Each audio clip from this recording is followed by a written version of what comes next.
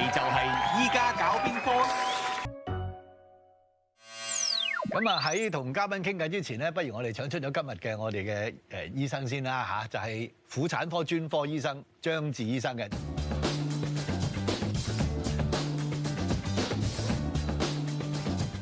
作為婦產科專科醫生，你梗係即係成日都會面對一啲即係準父母啦嚇。係。啲準父母去到你面前咧，佢哋第一個問題最常問嘅係一個咩問題咧？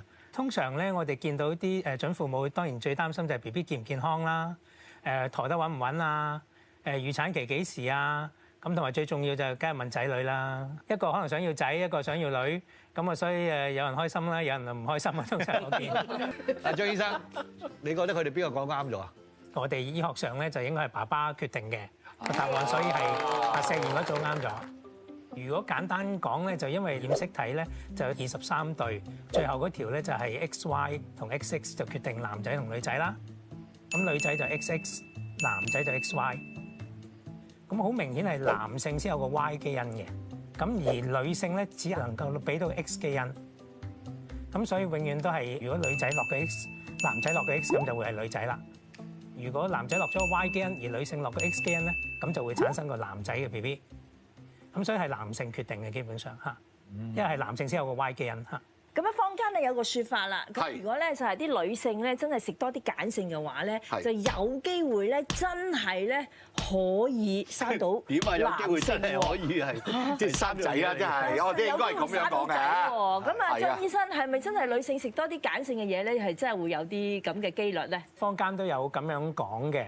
不過咧就最主要係話想影響個酸鹼度，令到嗰啲即係 X 嘅因子嘅基因同 Y 因子基因咧，佢哋嗰啲精子嘅游動嘅活動力。但係事實上我哋科學咧就冇證據到話呢啲會影響到精子嗰個基因咧就會即係會游得快啲，所以我就唔係成立嘅呢件嘢。即係食物冇關係嘅，係冇直接關係嘅。以下坊間流傳一啲關於父母遺傳俾下一代嘅説法，邊一項係絕對正確的？A. 爸爸高，仔女一定高。B. 仔女血型唔一定跟父母相同。C. 仔女智商高，遺傳至媽媽。D. 爸爸禿頭，只傳男不傳女。E. 父母雙眼皮一定遺傳俾仔女。咁我哋請張醫生俾個正確答案係。正確答案係 B， 所以小倫嗰對啱。B 點解解釋咗點解正確先啦？因為其實血型咧父母啦，一個係 A， 一個係 B 型血嘅話咧，其實佢哋係所有嘅血型都可以發生嘅，包括咧可以係 A 啦，可以係 B 啦，亦都可以係 AB， 甚至係 O 型血嘅嚇。因為點解咧？就係有一個隱性同埋顯性基因嘅原因啦。咁就呢個就會影響到 O 咧，其實係一個比較隱性嘅基因嚟嘅。就算佢係 A 型咧，其實佢都有帶 O 型嘅基因嘅。咁所以佢如果兩個人都係落咗個 O 型落去嘅話咧，咁佢哋可以變咗 O 型嘅血嘅。Even 係個爸爸媽媽係 A 型啊，或者係 B 型，佢哋都可以生個 O 型嘅 BB。咁啊講翻佢哋講嗰個話單眼皮雙眼皮嘅問題，其實淨係靠睇雙眼皮咧，你就唔知道佢有冇帶個隱性基因。如果兩個人都有帶隱性基因咧，佢亦都可以生一個單眼皮嘅。但我哋有個表嘅，咁啊可以睇一睇呢個圖表嚇。咁咧其實我哋見到咧嗱，如果假設咧佢哋一個顯性基因係一個大嘅 B 字啦，隱性基因係個細嘅 B 字啦。咁你如果兩個都係顯性基因，咁佢當然係雙眼皮嘅嚇。咁咧就所以爸爸媽媽都係顯性基因嘅話咧，咁個 BB 就會雙眼皮啦。咁咧，但係如果爸爸係雙眼皮，而佢兩個都係顯性基因，而媽媽咧係有一個顯性基因，一個隱性基因咧，咁佢落個 BB 咧就會變咗一個大嘅 B， 一個細嘅 B。但係呢個都係雙眼皮嘅喎，因為佢係顯性基因，即係總之有個大嘅 B 咧，佢就會出雙眼皮啦。咁簡單啲嚟講咧，如果兩個都係 B， 一個大 B， 一個細 B 咧，咁佢如果兩個都落個細 B 落嚟咧，咁就變咗一個隱性基因兩個咯喎，咁就變咗有機會會 BB 就變咗單眼皮啦，因為佢冇咗一個顯性嘅基因。咁所以變咗咧，其實咧生個 BB 咧有75%咧，其實佢都會雙眼皮嘅，即係25%，即係1/4嘅機會咧就變咗單眼皮啦。咁所以就唔係絕對咯。咁好啦，我又想問下張醫生啦，咁到底點解其他嗰啲又唔啱嘅咧？即係父母高咧，都未必一定係會子女會高嘅，因為咧都係有一個隱性基因嘅情況咧，就係話高度係一個顯性基因嘅話咧，其中一個父母帶隱性基因咧，咁如果佢落咗個隱性基因，而咁啱得咁巧兩個都係落隱性基因，咁個小朋友都可以係比較矮嘅。跟住就係講翻 C 嗰個啦，咁啊智商咧，其實我哋都係覺得咧係一個受遺傳影響之外咧，亦都有受後天影響嘅。D 啦，咁就爸爸禿頭只傳男不傳女，其實就唔係嘅，咁啊兩邊都會有影響到啦，男性女性呢個都會有影響嘅。醫生，我都有個問題問你哋㗎，你頭先所講嘅呢個都係外觀上面咧，單雙眼皮嘅問題，好多陣時候咧。我哋大家都聽到好多咧，都係因為遺傳至爸爸媽媽嘅即係一啲遺傳病。呢啲咁嘅遺傳病啊，有冇呢個顯性同埋隱性啊？即係收埋嘅嗱，我哋而家你唔係好顯現啊，呢個咁樣咧？有嘅，其實我哋遺傳病咧就有分顯性基因同埋隱性基因。咁而有啲病咧，當佢兩個顯性基因落去嘅話咧，咁佢就會有呢個病嘅。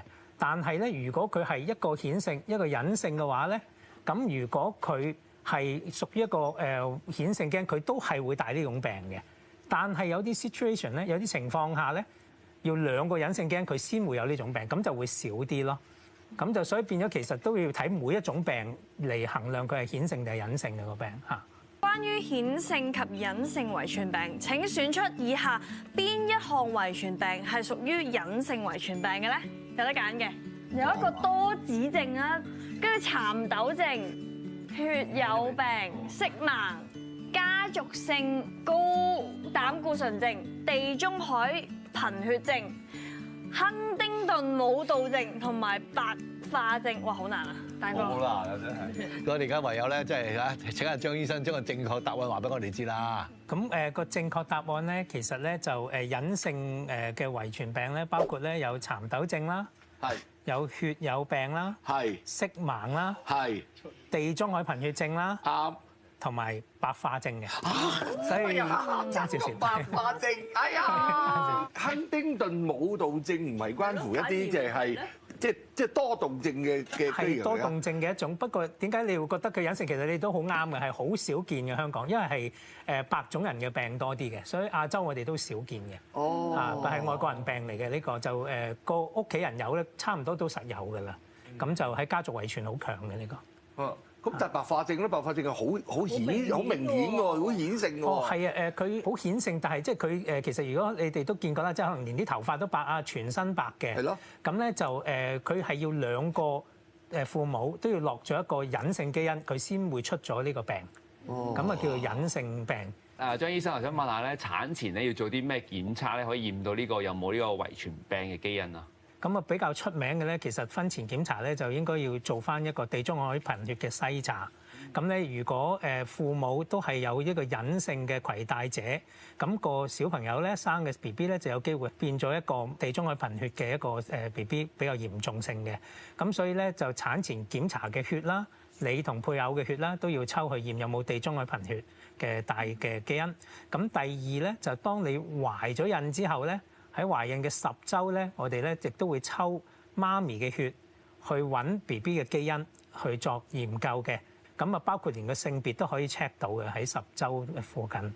如果真係遺傳咗呢啲嘅即係基因啦嚇，即係遺傳咗喺我身上嘅時候，係咪一定必然會發生就係病發咧？要睇唔同疾病嘅，因為咧有啲疾病咧，好似唐氏綜合症呢啲咧，你係一定一出世已經係會知道㗎啦。咁但係有啲佢係嗰個基因嗰度咧，會令到你傾向會多呢啲嘅情況咧，就好似啲糖尿病啊、高血壓呢類型嘅病咧，你個生活習慣都會影響佢發病嘅年齡啦，好明顯。兩個都講得好有道理，不過咧就係會遺傳落去下一代嘅個基因嚇，所以變咗咧就唔啱嘅。即係假設你係有遺傳嘅基因，唔代表你一定係肥。你遺傳咗嘅基因，唔代表你一定高血壓。咁咧，你講緊啲係表徵，即係意思嗱，我好檢點嘅生活，你一樣可以好 fit、好瘦、好健康，但係你係會比一般人容易高血壓，一般人容易糖尿病，但係你嗰個基因係冇改變到嘅。俾一啦嚇。好啦，咁啊唔該曬張醫生，唔該曬咁多位嘉賓嚇。總結一下啦嚇，總結個頭啫，個尾都交翻俾你。就係係咪遺傳基因就根本改變唔到㗎啦？但係咩？你講埋啦。但係後天嘅努力咧好緊要嘅，可以影響到好多事嘅。好啦，咁啊多謝晒咁多位嘉賓嚇，多謝晒你參與我呢個節目，叫做咩名？叫做《億家搞邊》。